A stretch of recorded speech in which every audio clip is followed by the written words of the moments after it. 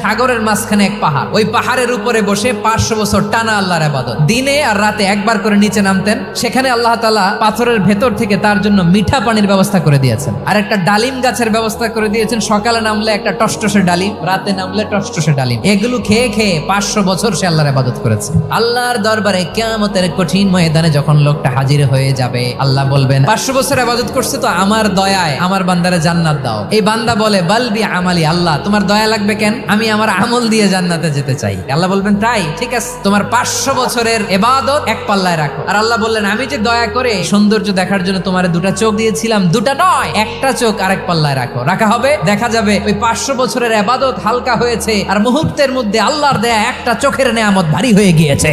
ফলাফল দেখো, হিসাব বলে তুমি এখন জাহান্নামে যাবা, যাও এবার জাহান্নামে যাও। এবার লোকটা কাচুমাচু করে বলে আল্লাহ এবার আমি বুঝতে পেরেছি তোমার দয়া ছাড়া দুনিয়ায় কেউ জান্নাতে যেতে পারবে না।